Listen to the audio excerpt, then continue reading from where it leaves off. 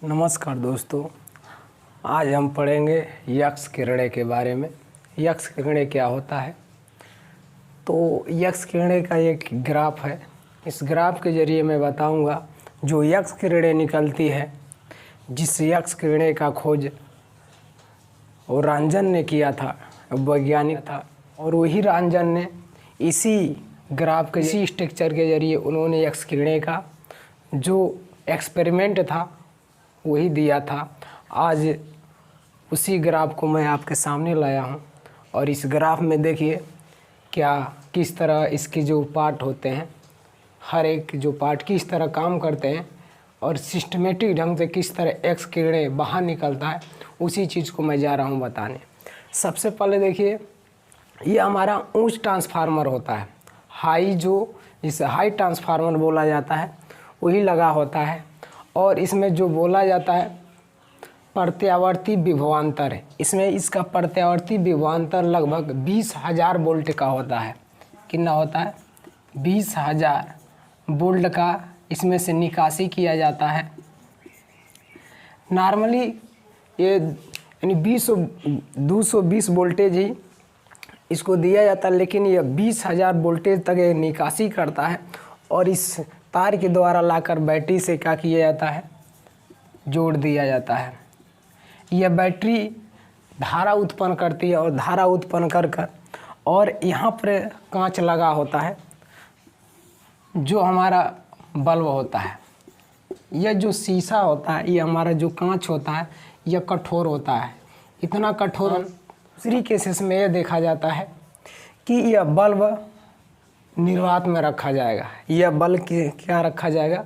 निर्वात में। लगभग यह बल्ब 10⁻⁶ सेंटीमीटर ये पारे पर, जितना पारे का निर्वात होता है उतना ही इस जो कठोर बल्ब होता है इसको निर्वात में रखा जाता है। और इस बल्ब के दोनों साइड और नली होती है। ये दोनों साइड क्या होती है? नली से जोड़ दिया जाता है। इधर का जो नली होता है, इस नली में हम टंगस्टन रखते हैं और इस नली में हम तांबा रखते हैं। क्या रखते हैं? तांबे।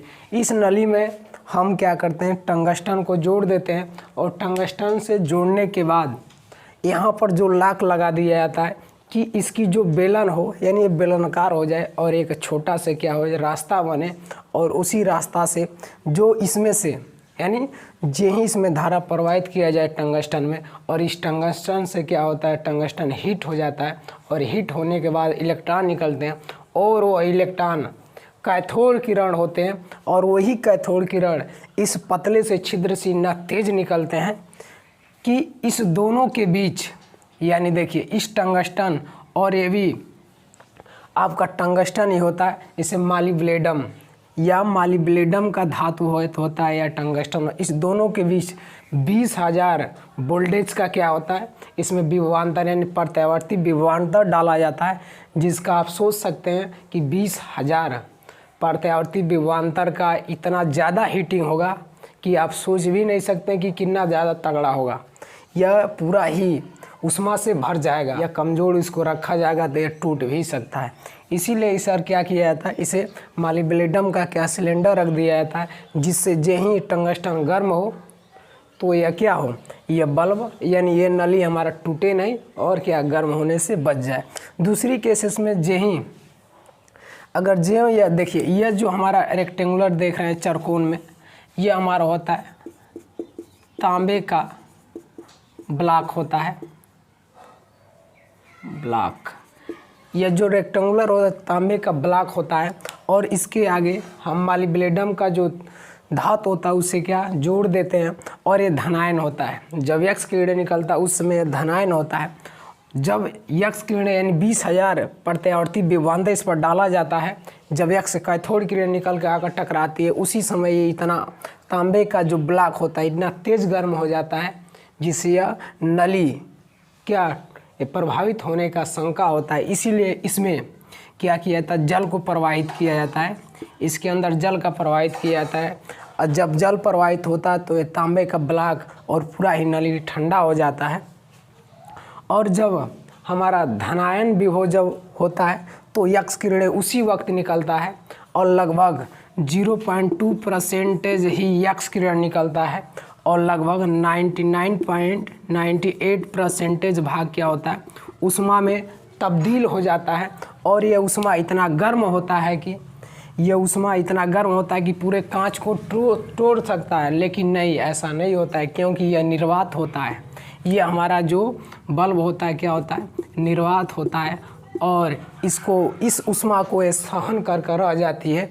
और ये आराम से क्या होता है, यक्स किरणें 45 डिग्री से मोड़ लेकर, यानी यक्स किरणें 45 डिग्री पर मोड़ लेकर यह यक्स किरणें क्या करती है, निकलना शुरू कर देती है। लेकिन निकलने के लिए एक रास्ता रखा जाता है। यह क्रिया होने के बाद एक क्या किया जाता है, शीशे का आवरण चढ़ा दिया जाता है, इसको या कवर चढ़ा दिया जाता है, और एक साइड से इसे खुला छोड़ दिया जाता है, जिससे 45 डिग्री से यानी परावर्तन होकर किसी प्लेट या किसी भी वस्तु पर क्या किया जाता है, इसे अभिकेंद्रित कर लिया जाता है, वो हमारा प्रतिबिंब के रूप में मिल जाता है। तो इस प्रकार यह सभी जो यक्स किरणें होता है इसी प्रकार निकलता है, और इसी प्रकार यह डॉक्टर रंजन ने अपना प्रयोग दिया था, और इसी के आधार पर आप लोग समझ चुके हैं। नमस्कार, आगे अवश्य बढ़ाइएगा अगर आपको ये वीडियो अच्छा लगे तो।